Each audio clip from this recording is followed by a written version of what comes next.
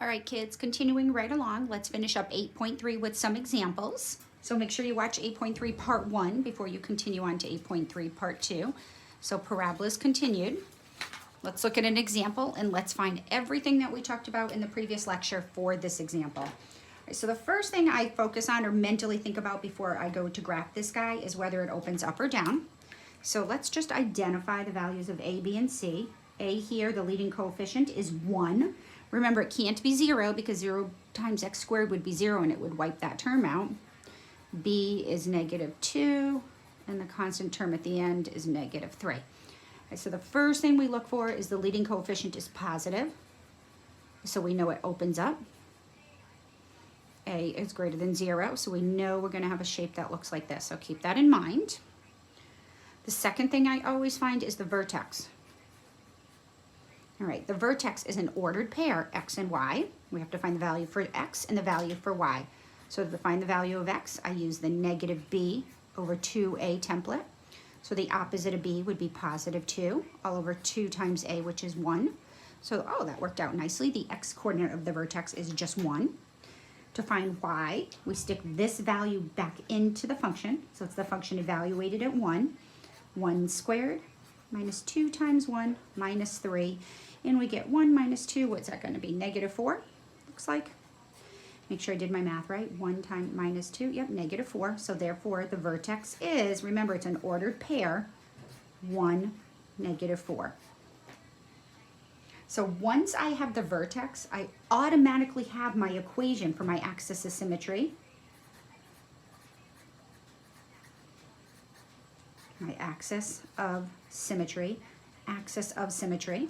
The equation of the axis of symmetry is x equals, it's the vertical line, x equals 1.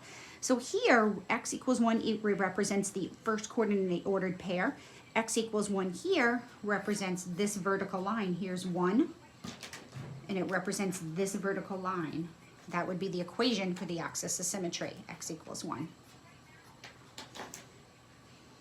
So let me put this stuff here on my graph that I've already have mapped out here. So we have my vertex is at 1, -4. So here's my x-axis, here's my y-axis. Let me do this with a better color.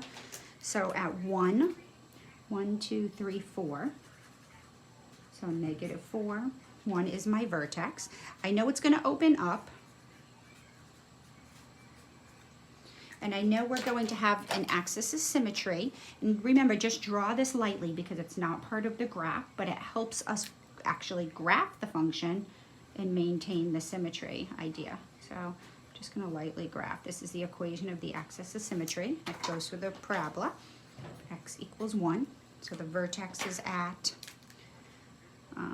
1, -4. All right, so let's now find the y-intercept. Go on to my next page. The y-intercept, we plug in 0 for x.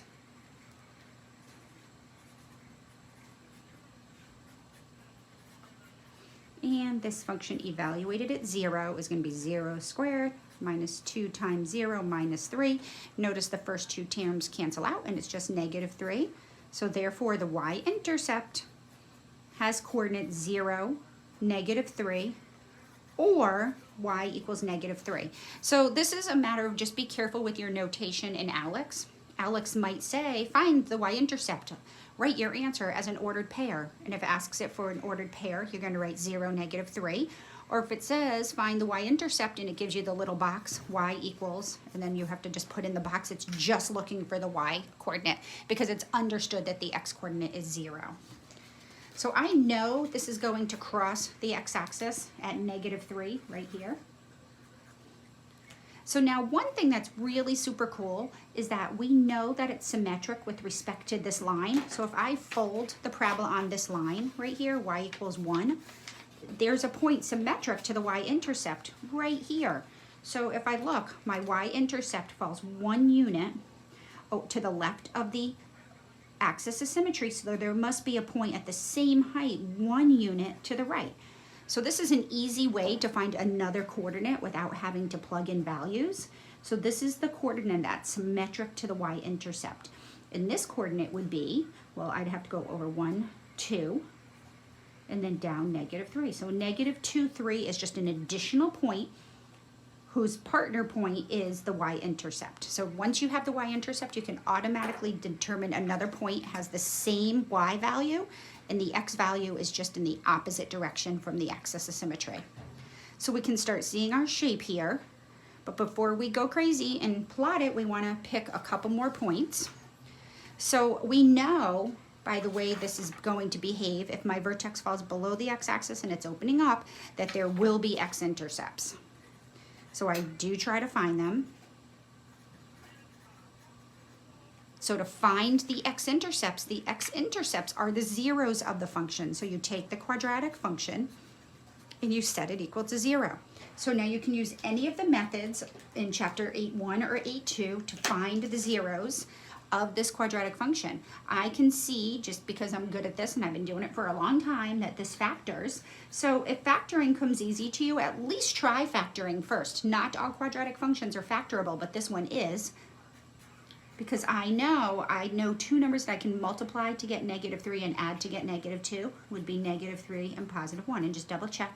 Inners and the outers give me -2, the outers give me -3. So therefore, from this factor we get x equals 3, and from this factor we get x equals -1. So therefore my x-intercepts, which are the two real zeros of the quadratic function, are 3, 0, and the other one is -1, 0. And I promise you, if you put -1 into this function up here, the output will be 0, and if you put 3 into this function, the output will also be 0. Again, be careful how Alex asks for it. They may just give you x equals, and then you just have to use 3 and -1.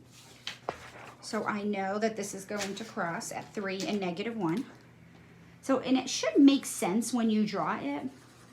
So if we look here, here's my axis of symmetry right here in the middle at 1. These points look like they're the same distance, and in fact they are. They're 2 units to the right and 2 units to the left. If you would have gotten this x-intercept in one way over here, that wouldn't make sense with this axis of symmetry. So keep that in mind. And it doesn't hurt maybe now when we go to draw this to pick a couple other values, maybe make a little table of values. And I'm going to see what happens at, we saw what happens at 3. How about maybe at 4? And we're going to put 4 back into the original function. And we're going to get 16 minus 8 minus 3, which is 5. So it just helps me guide how steep it is. So at 4, I'm at 1, 2, 3, 4, 5. So at 4, I'm at the point 5. Now notice I am 3 steps to the right of the axis of symmetry, so I can go 3 steps to the left, and I know I'm going to have that point right here. So this is the point 4, 5. And its partner point is -2, 5. I promise you, if you stick -2 into that quadratic function, you will get 5 as an output also. So now I feel as if I have enough. I'm going to draw my quadratic function. All right. So we've determined just about everything. We found the vertex, which has coordinates 1, -4. We found the x-intercepts, which have coordinates 3, 0, and -1, 0. Okay. We found the y-intercept, which has coordinates 0, -3.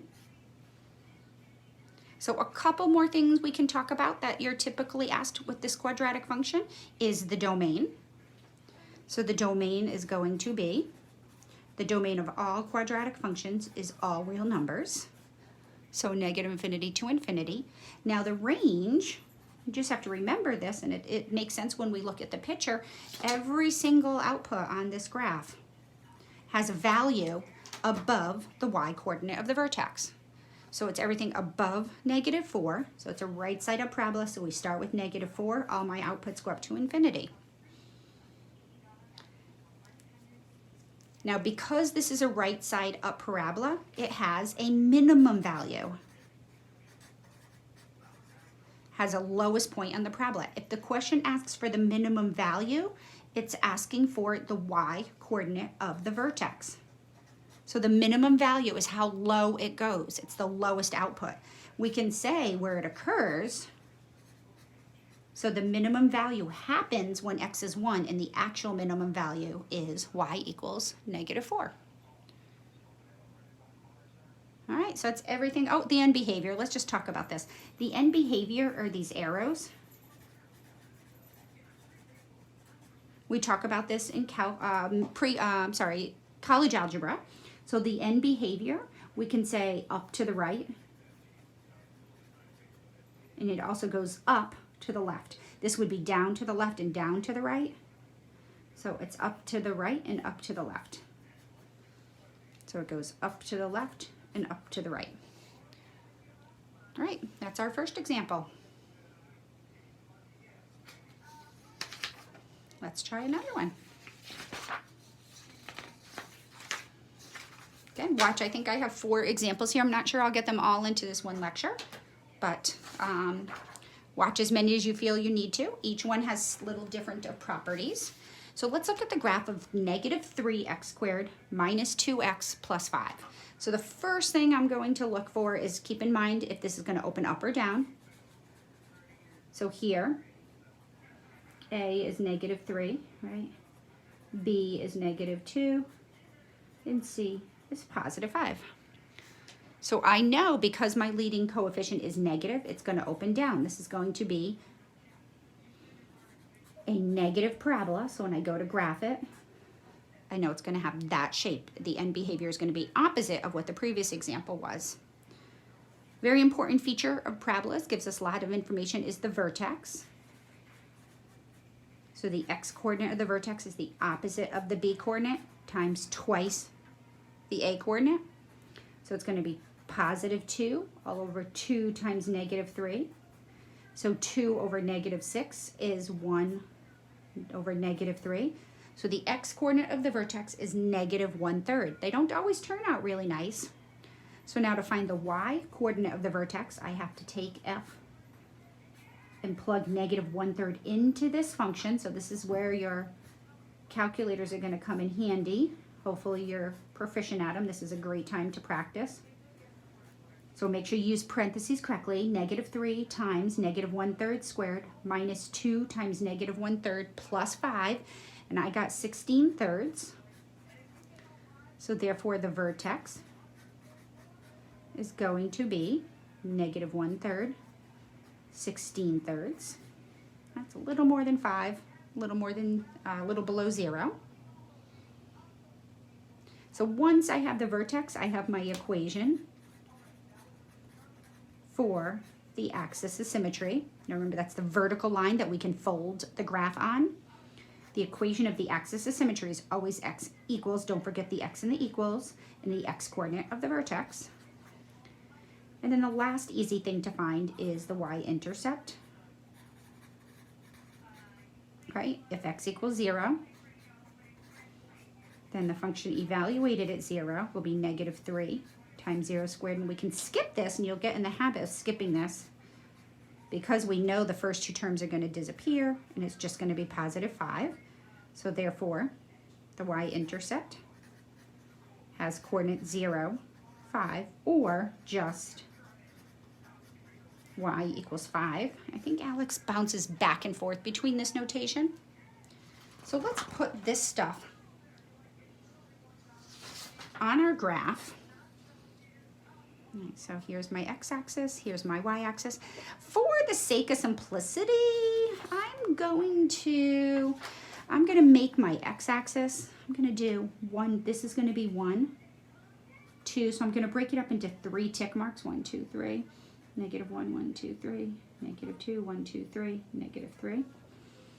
And I'd like to do that, but if I try to do that, I think I need to get to 16/3. I don't think I have enough room. 1, 2, 3, 4. Yep. I guess I could. Maybe I could throw a few more tick marks on here. So what do I have? This would be 1, 2, 3. This would be 2. Just because we're working with thirds. 1, 2, 3. This is 3. This would be 4. And then I have to go 3 more tick marks up, and this would be 5, right? So I should have thought this out a little better. Here would be 6. So I just divided it up into thirds to make my graphing a little bit easier. So let's see, what do I have so far? I have my vertex is at -1/3.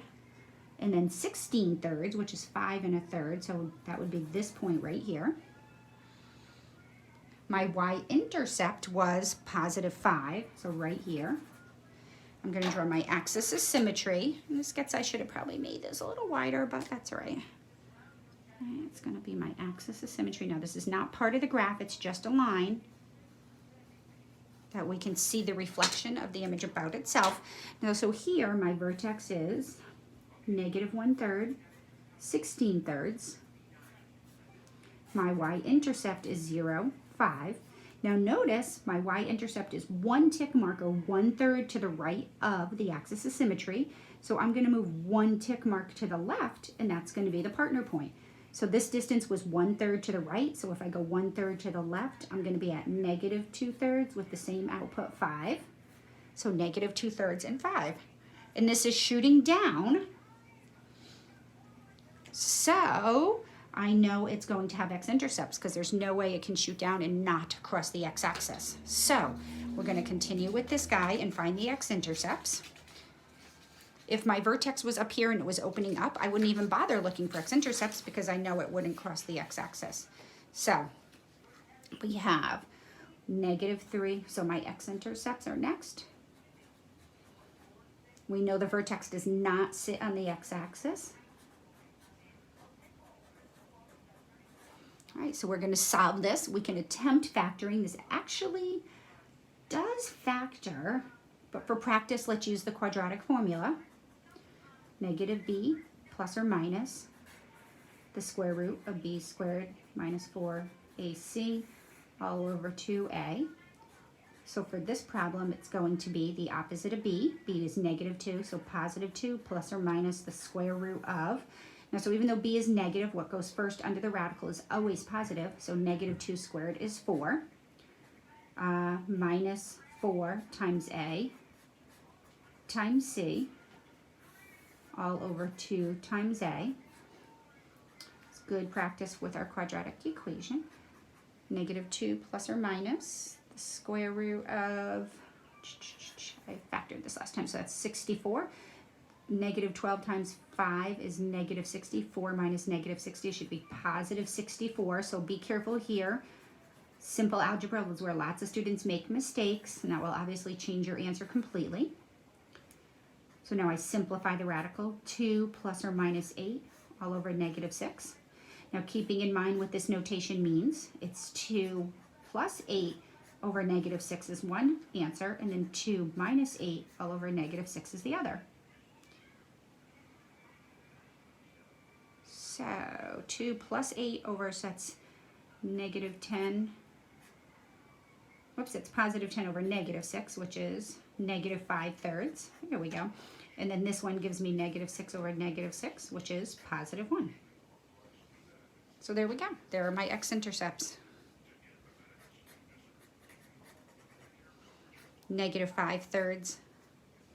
0 is one x-intercept because they are ordered pairs.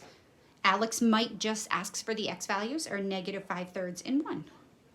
All right, so let's pop those on here. I think at this point we'll have enough information to graph. So I lost my green pen. Oh, there it is. All right, let's see. So we have 1 and -5/3, which would be, no, 1 would be here. Be careful, because remember I did those into units of 3. So ignore that guy. And then -5/3 would be 1, 2, 3, 4, 5 right here. -5/3. There we go. So I knew right away -5/3 was here. So this couldn't be the other x-intercept, and I caught my mistake. So that one's not my x-intercept. It's at 1 and -5/3. And it shoots down like this. Woo. All right. So the last few pieces of information. Domain. Do we already know? We didn't do that. Domain. Domain of all quadratic functions is all real numbers. The range, well, this time it's an upside down quadratic function. So all the values on this curve fall below 16 thirds, and how we write all numbers, and notice it shoots off. This is -infinity down here. So it starts, we go from the bottom up, it starts at -infinity, and they don't go any higher than 16 thirds. So the y coordinate of the vertex always appears in the range.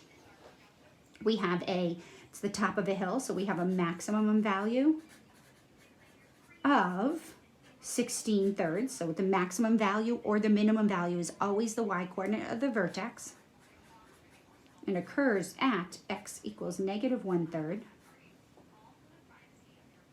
End behavior is down here.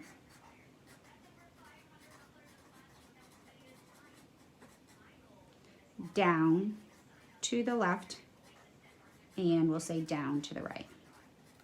Just abbreviating there. I think that's everything. Next value and behavior. Woohoo! 2 down.